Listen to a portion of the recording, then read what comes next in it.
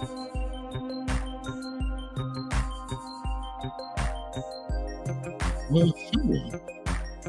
Good morning, good morning, good morning, good morning Africa. Good morning Africa ni kipindi ambacho kinakuja. Good morning, good morning, good morning Africa ni kipindi ambacho kinakuja moja kwa moja kutoka katika studio zetu za hapa Columbia, South Carolina, na Abdul Shatri naye yupo kule Washington DC, katika taifa hili kubwa kwelikweli hapa Marekani, ambalo lina mambo mengi sana yanaendelea hapa katika taifa hili la Marekani, na kama tulivyokuwa tunawaahidi siku zote, jana tulikuwa na Profesa Joseph Mbele hapa akizungumzia baadhi ya maandiko na vitabu vyake mbalimbali ambavyo amevichapisha na vinavyozungumzia hadithi za matengo, 10 matengo folktale, hadithi simulizi. Hiyo ilikuwa jana katika Good Morning Africa. Tulikuwa tumejikita katika upande huo wa hadithi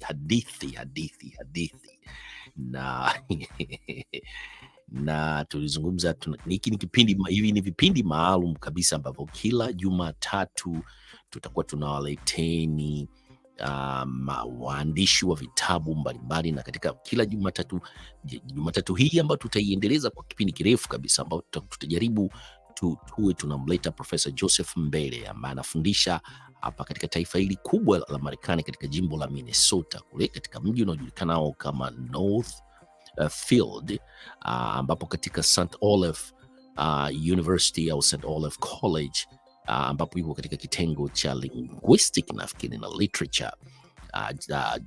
Professor Joseph Mbele amekuwa ni mkarimu kweli kweli, ambaye anazungumzia vitabu vyake, mlolongo wa vitabu vyake vingi sana ambavyo ameviandika katika lugha zingine, katika lugha ya Kiingereza na vingine viko katika lugha ya Kiswahili, ambavyo vinazungumzia mambo ambayo yanahusiana na mila zetu na desturi, na baadhi ya vitabu vyake vinatumika katika mashule, kama alivyozungumza jana katika mahojiano yetu hapa katika kipindi chetu cha special kabisa ambacho kinakuja kila Jumatatu, kwamba kinatumika kule Wakefield, Uingereza, katika moja kati ya school district za kule. Kitabu chake cha 10 Matengo Folktales, ambapo kimeingizwa katika syllabus au mitaala ya kufundishia wanafunzi kwa kutumia hadithi simulizi ambazo zinajenga tabia pamoja na maadili ya vijana wao katika shule ambazo katika nchi zinazoendelea.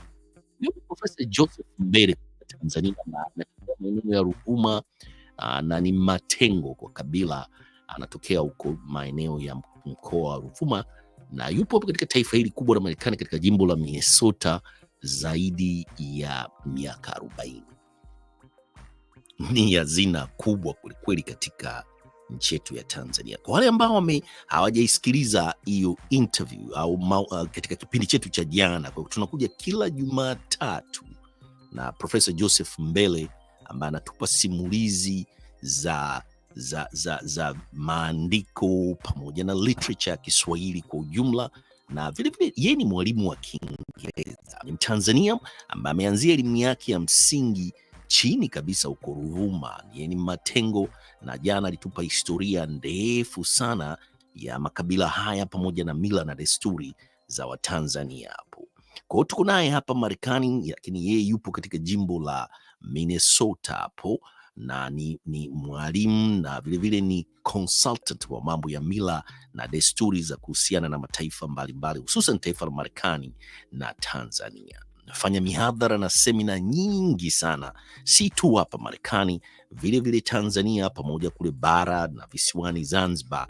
Anaitwa na balozi za Marekani kwenda kuwazungumzia wa Marekani ni wakina nani na wa Tanzania ni kwa nani, na kuwapatia tu elimu, kwa sababu yeye ni mkufuzi katika masuala haya yanayohusiana na mila na desturi, ambayo ndiyo yanayojenga maadili ya binadamu. Mambo ni mengi kweli kweli. Sasa utangulizi ulikuwa ni Profesa Joseph Mbele, lakini headlines ni Mheshimiwa Tundu Lissu, makamu mwenyekiti wa chama cha Chadema Taifa ambaye anafanya ziara hapa Marekani. Sio profesa, ni Mheshimiwa Tundu Antipasi Lissu yupo hapa Marekani, shawasili Marekani, na pindi kama ratiba zinavyotuambia, ambapo tulizitoa ratiba kwamba Mheshimiwa Tundu Lissu atazungumza hapa katika sehemu, atakuwa Virginia, kutoka Virginia na kwenda Houston, Texas. Kutoka Houston, Texas anateremka Columbus, Ohio. Kutoka Columbus, Ohio anakuja Columbia, South Carolina, na atakuwepo hapo kama mnapoona Columbia hapa South Carolina. Atakuwepo katika College of Business julikanayo kama Dalamo School of Business. Ni moja kati ya vyuo vikuu hapa Marekani, First Division, katika kitengo cha International Business Undergraduate wapo katika top rank, na Dalamo ni moja kati ya wanafunzi walio graduate hapa katika University of South Carolina School of Business. Ni moja kati ya multi-billionaire ambaye yupo katika maeneo ya real estate katika taifa hili kubwa la hapa Marekani, Dalamo.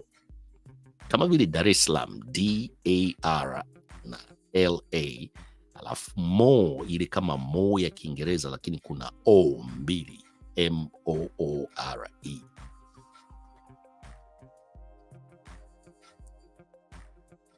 Mheshimiwa Tundu Lissu atazungumza pale.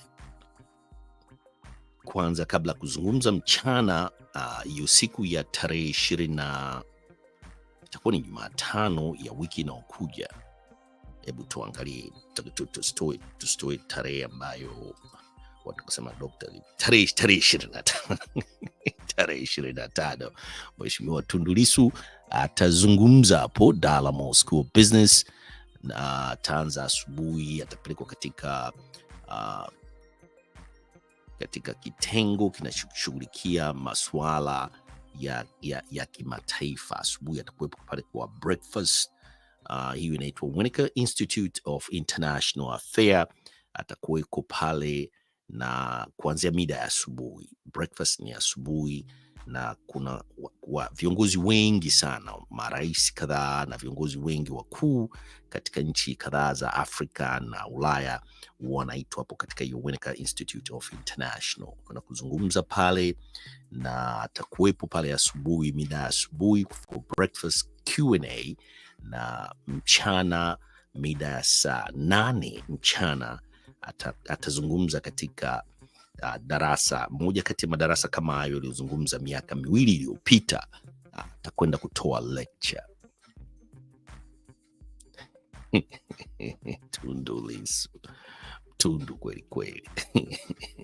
Atakwenda kufundisha. Sasa hiyo picha mnayoiona hiyo hapo ni video ambapo alikuwepo akizungumza miaka 2 iliyopita, 2020, 2023 minus 2 napata 2021. Alikuwepo hapo akizungumza, akitoa lecture. Kwa hiyo anarudi tena kutoa lecture hapo Dalamo School of Business, kuzungumza na wanafunzi ambao wanasomea international government affairs, hususan katika hilo ni darasa litakuwa likizungumzia government affairs and political affairs in Africa. Kwa sasa wanafunzi badala ya kusoma vitabu wanaalikwa kuja kumsikiliza mtu ambaye ame-experience masuala ya kisiasa na serikali, na ambaye anaelewa masuala ya East Africa, Sub-Saharan countries, particularly hususan katika nchi yetu ya Tanzania. Hiyo tarehe 25 itakuwepo hapo. American Swahili News pamoja na Swahili Villa Online TV tutarusha live. Tutajaribu kurusha live kuanzia pale Winnica Institute of International Affairs. Tutajaribu sana kurusha pale asubuhi, na vilevile mchana tutakuwepo sasa live, kama unaiona hiyo picha ya mwaka 2021 alipokuweko pale, tutarusha live.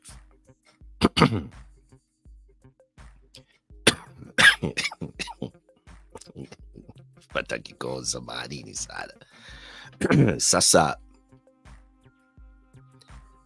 kwa hiyo tumekwisha jipanga, kila kitu kiko ready to go, lakini sasa ratiba yake inaanzia University of Virginia, na vilevile nako kule tunafuatilia waratibu wa ziara yake. Tutajaribu kuangalia kama kuna uwezekano ataongea UV pale. Tutajaribu kuleta vile snippet za mazungumzo. Tutamfuatilia American Swahili News pamoja na Swahili Villa Online TV, tutamfuatilia huko Virginia vilevile, na akitoka Virginia ataelekea Houston, Texas, ambapo vilevile katika mazungumzo na hotuba zake ambazo atazungumza na Watanzania huko Houston, Texas, katika weekend ya siku ya Ijumaa na Jumamosi, tutaangalia vilevile kama tunaweza tukafanya coverage yake, vilevile tutarusha matangazo. American Swahili News pamoja na Swahili Villa Online TV tutarusha matangazo. Alafu vilevile akitoka Houston, Texas, atakwenda kule Columbus, Ohio, kama nilivyoanza katika mazungumzo haya. Vilevile tutarusha matangazo yake akiongea na Watanzania, na atakuja kumalizia ziara yake hapo. Kama picha unavyoiona itakuwa kama settings itakuwa kama ni hiyo, itakuwa mpaka sasa hivi ni pack room, na bado watu wengi sana wataka kuja kuongea naye. Labda tunaweza tukahamishia katika auditorium ambao ni kama hatua kama 6. Kuna auditorium ambayo inaweza kuchukua zaidi ya watu 200, na kuna nyingine kubwa zaidi. Hatutaki kumpeleka kwenye auditorium kubwa ambayo inaweza kuchukua zaidi ya watu 1000, lakini tutajaribu kuangalia turnout itakuwa vipi katika Dalamo School of Business, kama katika darasa unaoliona hilo. Darasa capacity yake ni 56, na 56 tumeshapita katika watu ambao tunajua kwamba tutakuwepo zaidi ya watu wao. Kwa hiyo tutaangalia jinsi mpaka tarehe 25 namba ziko vipi. Hiyo ni tarehe 25. Sasa hebu tumsikilize kidogo alizungumza nini, na tujaribu kujikumbushia Mheshimiwa Tundu Lissu alivyoongea miaka miwili iliyopita, alizungumza nini. Tutacheza kwa kifupi tu kwa wale ambao watataka kwenda sasa kujikumbushia, kwa sababu anakuja tarehe 25 na vitu vipya na mambo mapya. Sasa hii ni 2021 alizungumza, alitoa lecture, na mkitaka kuipata lecture yote iko American Swahili News pamoja na Swahili Villa Online TV. Nafikiri ipo ya American sasa, lakini hapa tutacheza kidogo tu kama dakika 5-10, alafu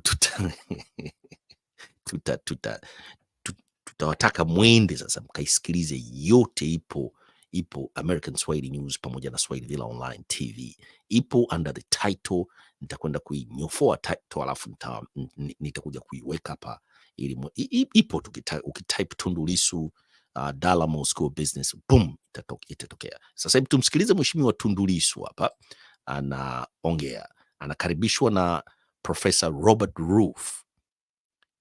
Professor Robert Roof amekuwepo Dalamo School of Business kwa zaidi ya miaka nafikiri 30 na plus, lakini sasa hivi ameretire.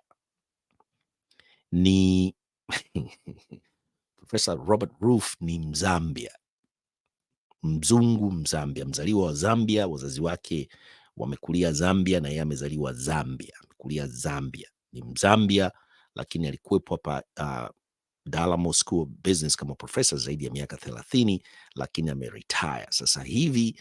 Professor Jenkins, Christopher Jenkins, ndiye atakuwa ni ni anaendesha mjadala badala ya Robert Rufo ambaye mnamuona sasa hivi yeye amekusha retire. Sasa Chris Yinkin, yeye Profesa Chris Yinkin, yeye sasa ndio atakuwa anaongoza mjadala akija tarehe 25, na Christopher Yinkin ni Marekani, lakini muda wake mwingi sana anautumia Nairobi, Kenya, kufanya research ya mambo ya government affairs and political affairs. Kwa basi tumsikilize Robert Roof akimkaribisha Mheshimiwa Lissu.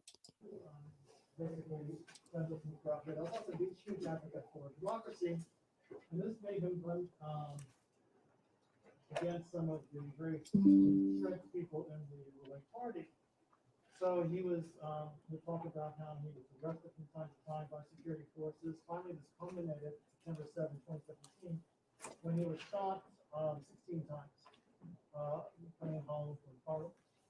Miraculously, he survived. He's had 25 surgeries to try to repair the damage. Anyway, he's committed to democracy, and last year he returned to Tanzania, even though it's an extremely dangerous place for him to run against a man that had turned Tanzania into a dictatorship.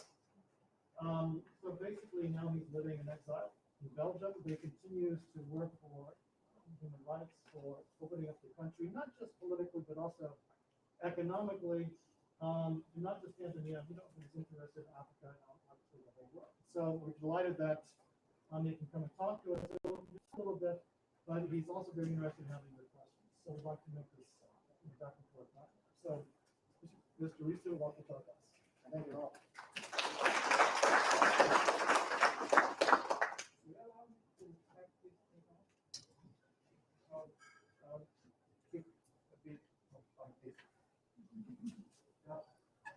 Just so that I'm able to speak more freely. Thank you very much for the invitation. I'm a Tanzanian. I'm Tanzanian, as Rob has said. Political activist for Tanzania. Been active in Tanzanian politics for many years.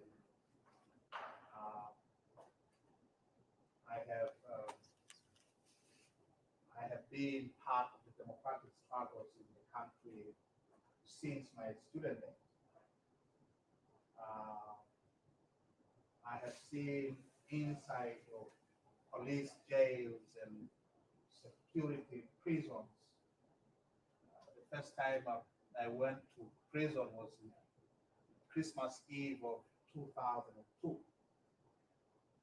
So Christmas of 2002, I was in prison. And I had just come back, by the way, from the United States, where I had been for 3 years. So I have gone through quite a few things. Shocking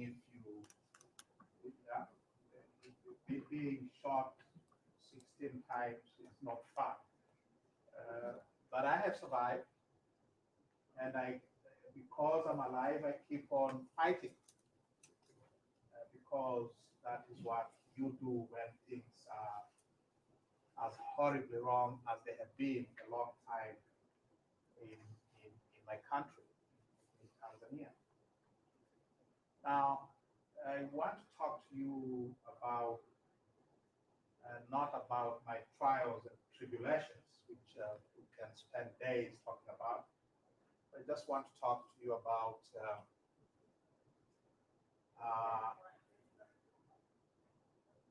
constitutional reform and the fight against corruption. If you will, another way of putting it, why democracy is important in the struggle against corruption. My assumption is, and has always been, that corruption thrives most in countries or regimes where there is no democracy.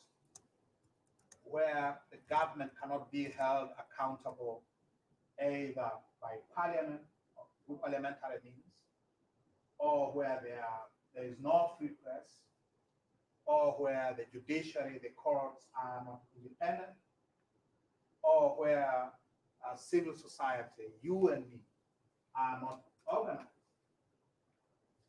In other words, where there is democracy,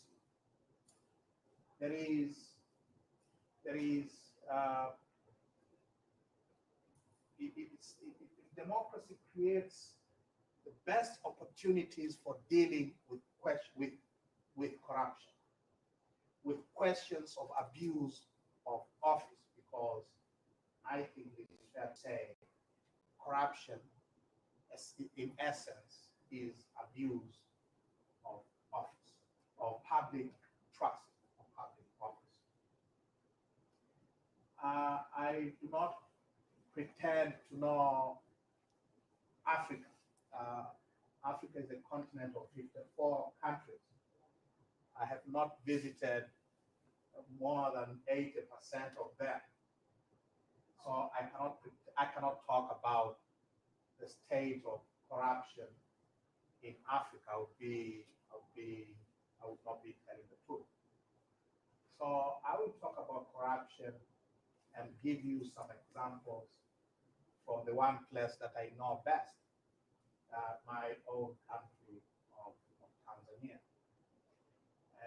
I suspect whatever I have to say about Tanzania will hold true for many other countries in the continent, because our politics, our systems of governance are not that much different. Our histories are more or less common. So when I speak of Tanzania, you can, with some degree,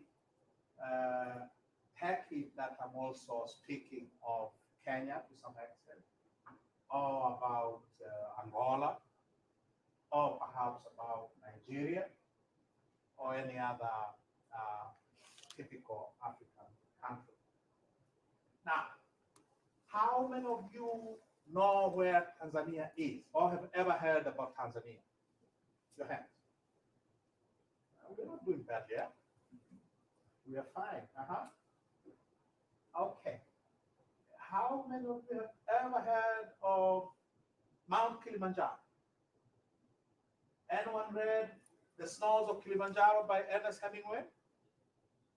No?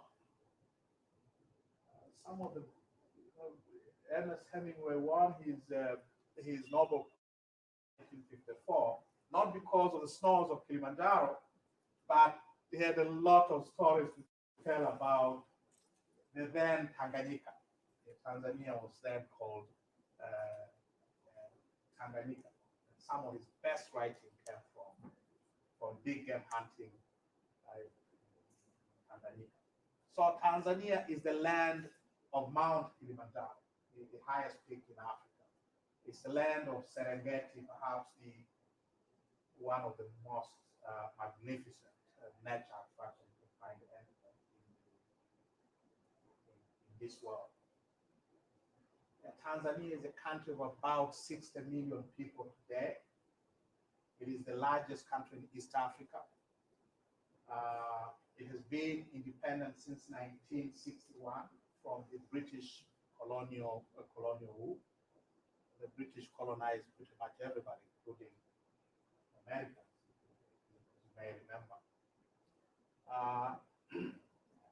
For a long time, Tanzania has not been, and still is not, a democracy. And that is why we have a situation where a parliamentary leader could be gunned down 16 times inside a heavily guarded government housing compound, as I was on September 7th, 2017. So we are not a democracy. And because we are not a democracy, we're also very corrupt, very corrupt system, very corrupt state. It It is a country where people in government who hold government offices can steal without any consequences. One of our former presidents who died last year, he was president for 10 years between 1995 and 2005. Benjamin Kappa wrote memoirs. He published his memoirs just before he died. And in his memoirs, he says somewhere that when he was president, he and his people, the central bank governor, the minister of finance, they connived to steal $100 million from the central bank in order to finance the ruling party's electoral campaigns for 2005. He writes this in his memoirs. And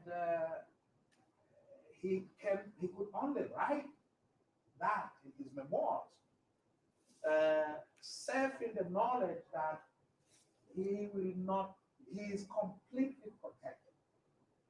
There will be no consequences. There are no consequences if you are a government official of any consequence. And that's why the former president, would publish a book in which he admits that they're just stealing money left, right, and center. So we're not a democracy. Now, what are the features? What are the constitutional features of an undemocratic state? What is it about Tanzania? If you look at our constitution and our political system, tells you immediately that this is not a democratic state. And what is it about those features, those constitutional features, which permit corruption?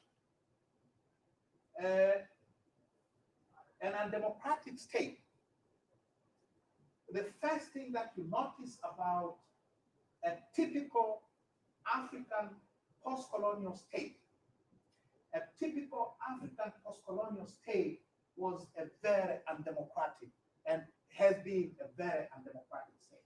Now, one of its principal features is concentration of powers in the office of the president.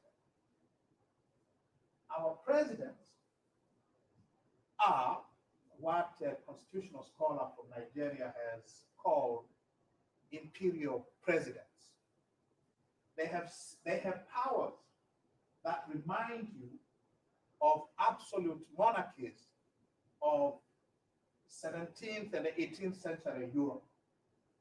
Their powers are vast and they are unchecked. In the United States, your president does not get to appoint anybody of consequence without going to Senate for confirmation, right? Every presidential appointee is confirmed by Senate. Is that right? I think my constitutional history of the United States tells me that, at least, that presidential appointees must be confirmed by Parliament, by Senate. The President of the United States cannot use any money, cannot use any taxpayer's money without the authority of Congress. Is that right? Yeah. Now, in a typical African state, the president basically appoints, and this is provided for in the Constitution. The president appoints literally everybody. All ministers, all, here you elect your governors, right? and sometimes you even elect your police chiefs. Is that right? So the president appoints all ministers, all governors, and not just governors, county executives, appoints all judges, appoints all heads of government entities like the Electoral Commission or Telecommunication Commission or your. Haya, tumekwenda zaidi ya dakika 30. Mheshimiwa Lissu mwaka huu 2021 wakati huo akitoa hiyo lecture alianza kwanza kwa kuwauliza wanafunzi ambao walikuwa wakizungumza nao. Wengi wao wanasomea, watakuja kuwa ni wanadiplomasia, wafanyakazi katika State Department, katika international organization. Wengine watakwenda kufanya kazi katika maembassy, labda Africa, Europe, itategemea na assignments zao watakazopangiwa au kazi ambazo watapenda wao binafsi kuzifanya. Wanajifunza ni jinsi gani nchi za sub-Saharan countries ambazo jinsi zinavyotazama demokrasia na masuala ya rushwa. Amezungumzia mfumo na jinsi ambavyo katiba yetu inavyompa nguvu rais ya kuteua na kuchagua viongozi wote mpaka wakuu wa mikoa, na amewauliza magavana hapa Marekani wanachaguliwa na watu.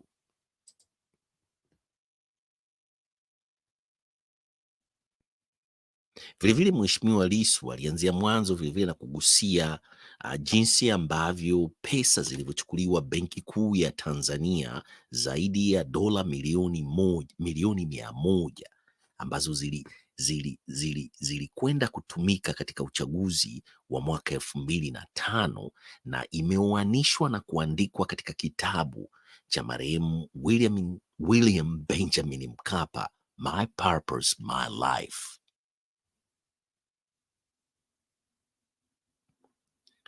Hiyo ilikuwa ni mwaka 2021.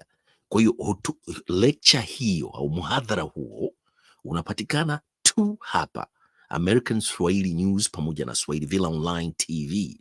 Ukienda utaweza kusikiliza muhadhara huo wote kabisa ambao ulikuwa ni zaidi ya saa moja. Baada ya kutoa utangulizi tu wa demokrasia pamoja na mamlaka ambayo na katiba ya Tanzania jinsi ilivyo na muundo wa kiserikali, wanafunzi walipata muda wa kumuuliza maswali. Ilikuwa ni muda wa Q&A, maswali na majibu.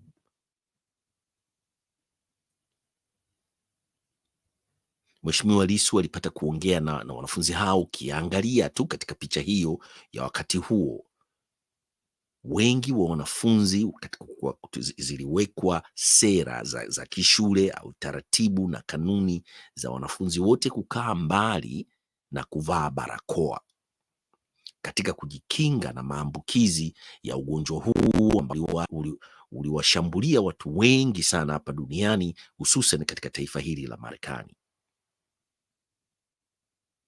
Protokali, taratibu na sheria za kuvaa barakoa bado zinaendelea, lakini kama unajisikia wewe mwenyewe binafsi, pamoja na kunawa mikono kwa kutumia vifaa mbalimbali vya mikono, sabuni za kujisafisha mikono ambazo zimewekwa katika kila madarasa masaa 24 katika msimu wote wa masomo. Hiyo ilikuwa ni 2021 na tunaendelea kufuata taratibu na protokali hizo hizo mpaka sasa hivi. Sasa tarehe 25 ya wiki inayokuja atakuwepo, sio katika darasa hilo, atakuwa katika darasa jingine. Sasa hili ni la juu zaidi la wanafunzi ambao wanachukua masters degree. Hao walikuwa ni undergrad. Atazungumzia topic inayoshabiana karibu zaidi na hii ambayo alizungumzia mwaka 2021. Tunaona kuna ndugu zetu kutoka Tanzania wasema hongereni sana, ninawapata vizuri sana kutoka Tanzania. Wapi Tanzania? Dodoma, Dar es Salaam, Singida. Asante sana kwa kutufuatilia. Tutamleta live Mheshimiwa Tundu Lissu. Kwa hiyo basi, Nyanda Captain naye anasema hand purple blue peace. Kwa hiyo basi tumezungumza zaidi ya dakika 35 hivi, tunakwenda kama dakika 36. Tumezungumzia hii ziara yake. Kwa hiyo basi tutamfuatilia, tunamfuatilia kwa karibu zaidi. Tunajua kwamba akija hapa Colombia tutamrusha live, na akienda Ohio Columbus atakuwa live, akienda Houston Texas weekend hii atakuwa live akizungumza na Watanzania huko, jumuiya wa Tanzania kutoka katika jumuiya ya Texas pamoja na Columbus Ohio, na akija hapa katika University of South Carolina. Kwa hiyo mtamsikiliza na American Swahili News pamoja na Swahili Villa Online TV tutamrusha live.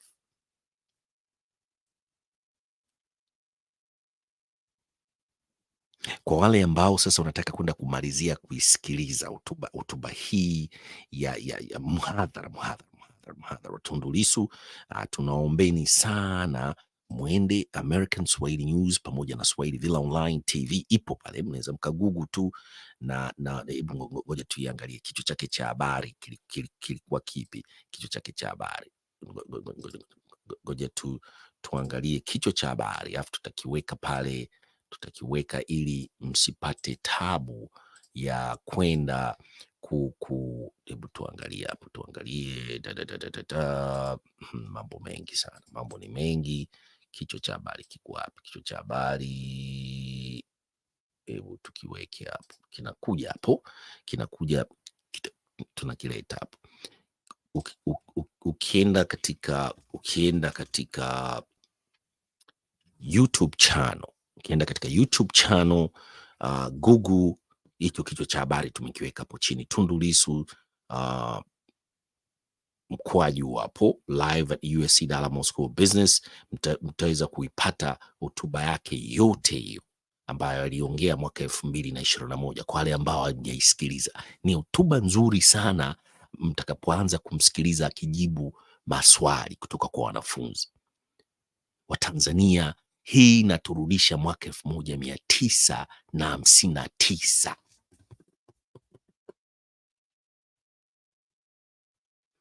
Mwaka 1959, 58, 59. Mtaniuliza na maana gani?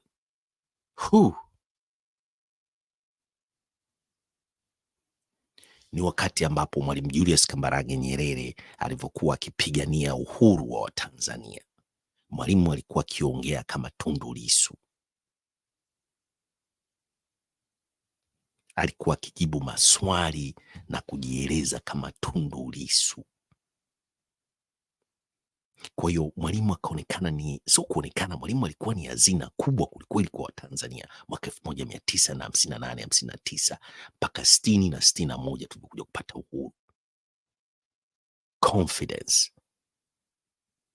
Kwa hiyo mkienda mkiangalia hii hotuba yote mwanzo mpaka mwisho, alafu mkatafute hotuba za Mwalimu za miaka 1958 na 59 wakati alivyokuwa akija huku Marekani, New York, wakati huo katika UN, alikuwa kama leo hii hiyo mwaka juzi ya Tundu Lissu, na tarehe 25 mwezi huu mtamuona Tundu Lissu Mwalimu Julius Kambarage Nyerere, kama Mwalimu Julius Kambarage Nyerere.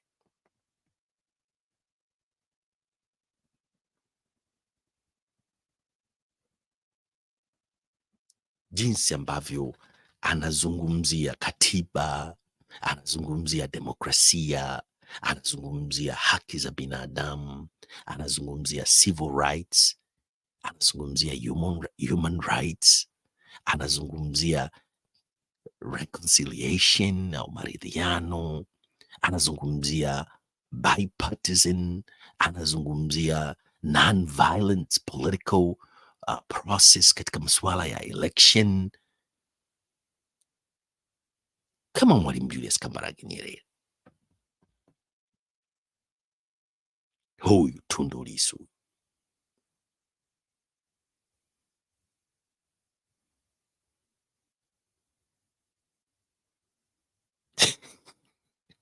Sasa tutamsikiliza tena tarehe 25 ya wiki inayokuja, na vilevile tutamfuatilia katika ziara zake sehemu huko Houston, Texas. Tutamfuatilia Columbus, Ohio. Tutamfuatilia hapa atakapokuja hapa Columbia, South Carolina, Alamo School of Business. Tutamleta, tunataka Watanzania msikie, alafu Watanzania mfanye maamuzi wenyewe. Tunakosea wapi? Kama tulipatia 1959, 1958 wakati tunamfuatilia Mwalimu Julius Kambarage Nyerere, kwa nini tunakosea mwaka 2020? Kwa nini tulikosea 2015? Kwa nini tulikosea 2020? Na kwa nini tukosee 2025?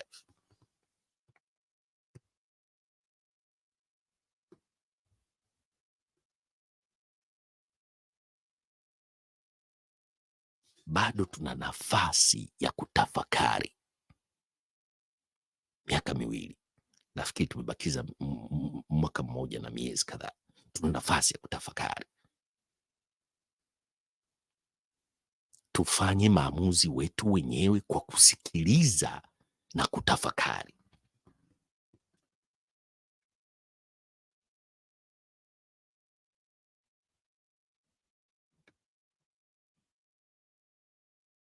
Hii ni American Swahili News pamoja na Swahili Villa Online TV. Kwa wale ambao mjasubscribe, tunaombeni hususan ukina mama, nendeni mkasubscribe. Hapa tunawaleteni taarifa kama zilivyo, tunazileta live production. Lissu mtamuona live akiongea, hatuta filter kitu chochote. Kitu chochote kitakachotokea pale tutakiweka pale. Hivyo ndio news media zipo hivyo, sio propaganda. Tunaleta kama ilivyo vile vile, alafu Watanzania muamue.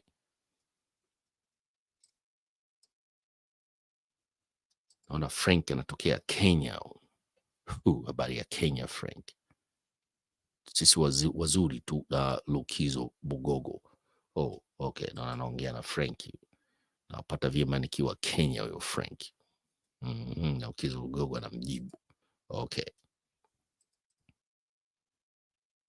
Kwa hiyo basi tumekwenda zaidi ya dakika 42 na leo tulikuwa tunajaribu kupromote. Kwa hiyo basi mjitayarishe pindi tu tukapopata taarifa mpya zaidi.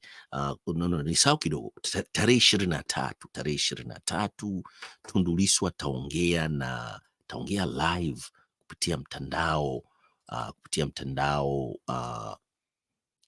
mtandao wa Zoom na Wamasai, community ya Wamasai hapa Marekani nzima. American Swahili News pamoja na Swahili Villa Online TV vilevile tutarusha hiyo. Itaanza 9 PM Eastern Standard Time siku ya tarehe 23 mpaka nafikiri tumeschedule mpaka 10:30, 11 PM atakuwa kwenye Zoom, lakini tutaiweka ile Zoom kwenye YouTube channel ya American Swahili News, na tutaisambaza Swahili Villa, tutasambaza katika platform zote karibia 8. Kwa hiyo tutakuwa nazungumza na sio tu wa Marekani mpaka Uingereza virtual, tutakuwa nao virtual. Kutakuwepo na maswali na majibu.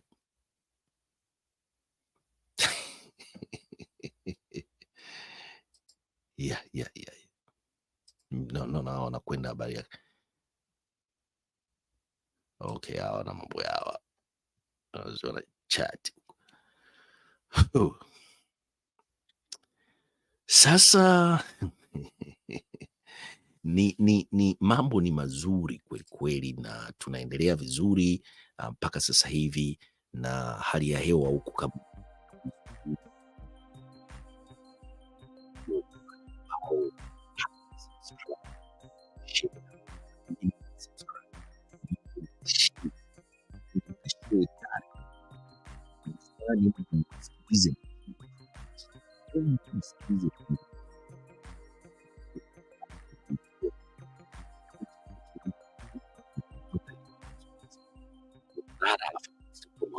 nyingine hii tarehe 25. Sasa ndio tuna push, kila kitu kiko ready to go, kila kitu kiko ready to go. Tunaombe tu Mwenyezi Mungu, tuombe uzima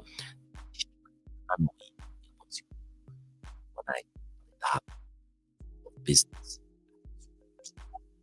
swala ya demokrasia pamoja na corruption katika sub-Saharan Africa ambazo zinajumuisha vile Tanzania, Kenya, Uganda, Rwanda, Burundi, Somalia, Ethiopia,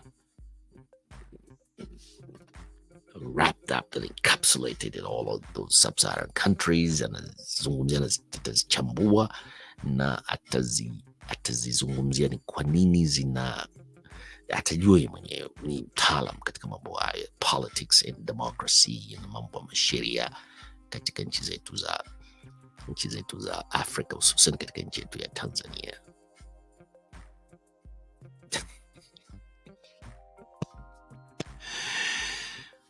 Shatri naona bado ana majukumu kule kutoka Washington DC katika taifa hili kubwa la Marekani. Mimi niko katika studio za Columbia. Nipo katika studio za Columbia, South Carolina, na tunaelekea ukingoni kidogo sasa hivi wa kipindi chetu cha Good Morning Africa. Leo ni Jumanne na huko Tanzania naona mshafika Jumatano 10 ni tutasema October 18, 2023, na wote vile vile tuko Oktoba, lakini bado ni usiku ni usiku wa manane kweli, ni saa 7 za usiku, na nyinyi ndio mmekushaanza kuamka hapo Dar es Salaam, pale Arusha, Mwanza, Morogoro, mwende katika shughuli za ujenzi wa taifa. Katika ujenzi wa taifa, mtangulizeni Mwenyezi Mungu awalinde, awaepushani na mabalaa yote yatakayotokea, msamehe mtu yote aliyekukosea, na watu mpendane kama alivyosema Bob Marley, one love. Na tunaelekea ukingoni mwa kipindi chetu hiki. Kwa hiyo kesho tutarudi na update kesho. Tutarudi na update, na vile tutajaribu kuwatafuta waratibu wa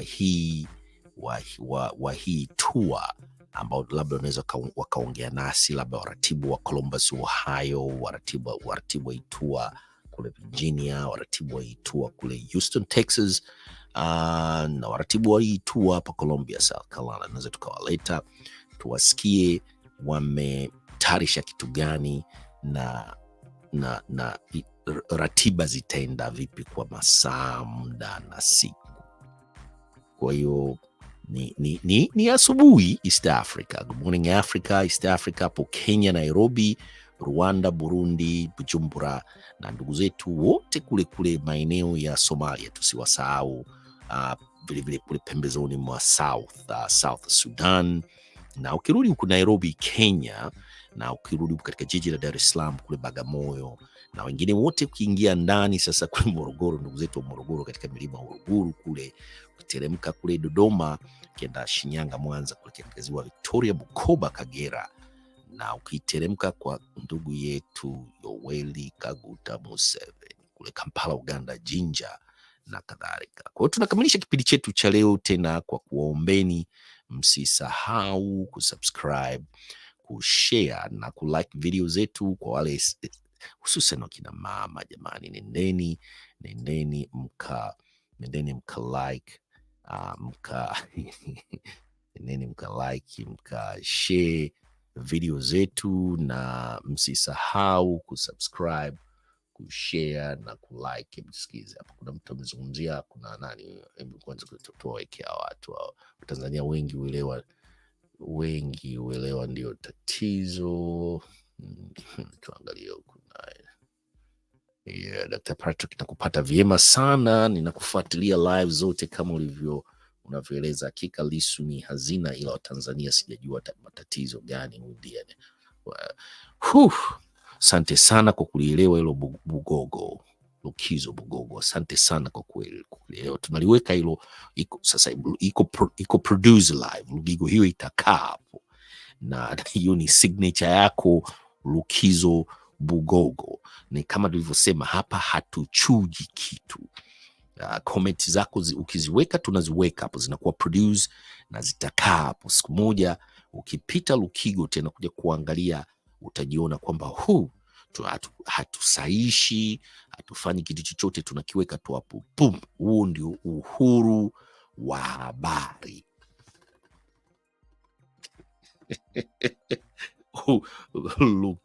Lukinzo Bugogo, hii ndo demokrasia sasa ya uhuru wa habari, kama hivi tunavyomweka vilevile ndugu yetu Athanas Lusalango, huyo hapo na tumeiweka signature yake Pup. Na wengine walishatangulia tulioweka. Naona mwingine Frank alikuwa anazungumzia masuala ya kujuana habari na mwenzake ambao alikuwa akiongea, alafu vilevile kuna Frank huyu hapa naye tumeweka katiba ya Tanzania ni mbaya sana, ila Watanzania wamelala hivyo hivyo. Katiba hiyo mbaya, ila walioko madarakani hawaifuati. Hiyo ni signature, nayo vilevile tumeiweka hapo, haibanduki tena. Hiyo ndio bwana Franki. Ndio hizo ni comments zako hizo hapo. Na kuna ndugu nafikiri Franki huyu yupo Kenya, utavyema nikiwa Kenya. Asante sana kwa kuungana nasi kutoka moja kwa moja Kenya. Wakati unaweka comment tuambie uko wapi. Ukiweka comment tuambie unaweka comment kutokea wapi, ili tujue wasikilizaji wetu wanatoka wapi, kwa sababu bila ya nyinyi tusingeweza kwenda hewani. Bila ya nyinyi, tunawathamini nyinyi, ndio mnatusababisha tuje hewani. Tunawashukuru sana sana na sana, tunawashukuru sana sana na sana na sana. Kwa basi msisahau kwenda kuipekua ile hotuba Mheshimiwa Lissu aliyotoa mwaka 2021 Dalamo School of Business, alikuwa akiongea na wanafunzi hapo mwaka huu 2021. Ipo yote karibia zaidi ya saa nzima, tumeicheza tu nusu ili kuwapa ule uchochezi ambao anakuja kufanya rasmi tarehe 25. Anakuja kuongea rasmi tena, anarudi tena kuja kutoa muhadhara hapo Dalamo School of Business. Kwa hiyo huyu ni mtangazaji wenu wa siku zote kutoka katika studio zetu za hapa Columbia, South Carolina. Ni Dr. Patrick Nikula wa American Swahili News pamoja na Swahili Villa Online TV. Tunasema peace na mkae salama huko Tanzania.